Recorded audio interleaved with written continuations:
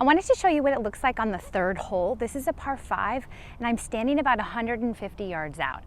So the key feature to this hole is this severe slope downhill. This is a landing zone, so the players that have been taking good notes in their practice rounds will know that you want to land it on the far side of this fairway, and it's probably going to roll down a bit.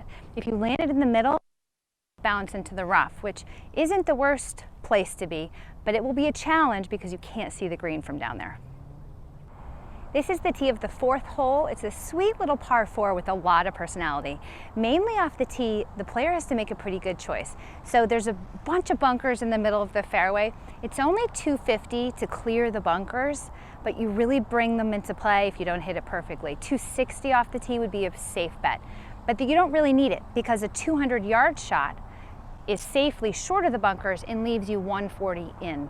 But the green is so elevated, it's hard to see. So it'll be really fun to see what players decide to do off of this tee and see if they really try to go for it or not.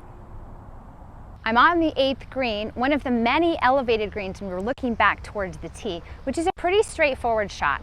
It's all about the approach here. So we've got trouble everywhere. You've got a bunker that you can't even see here. You've got a deep one on that side, a deep one on that side, and then if you go long, it's like this fall off into rough. So there's basically trouble everywhere. Key is just get on the green, make your par, and run. The 9th hole is a really healthy par 4. We're looking at 420 yards off the tee, which can play even longer depending on the weather.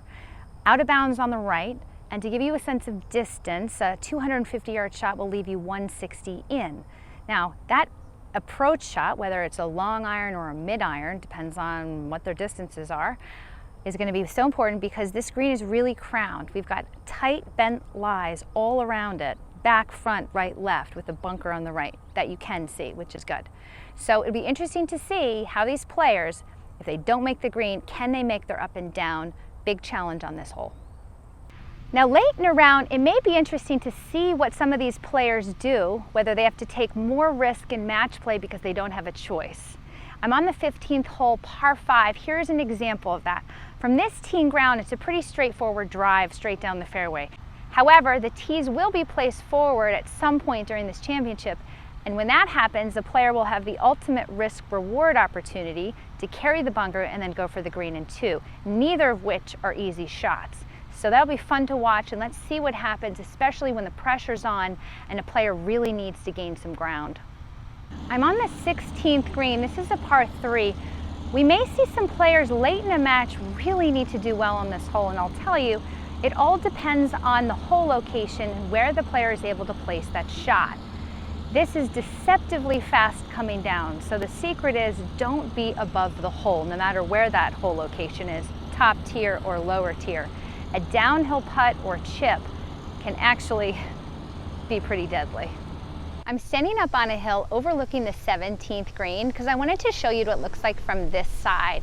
So you can see the green's kind of jelly bean shaped. So the front left of the green, that's much closer to you if you're playing your approach shot. You don't have as much water to carry. And then if you're going to the right, it's a much farther carry, but it's a lot more room.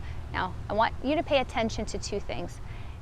If the ball comes in from the right side of the fairway, you really don't have a backstop. You don't have a lot of real estate either. If you catch a flyer from the rough, you risk being in the rough behind the hole, or even worse, in the water. It'll be interesting to see those players, how they place their tee shot.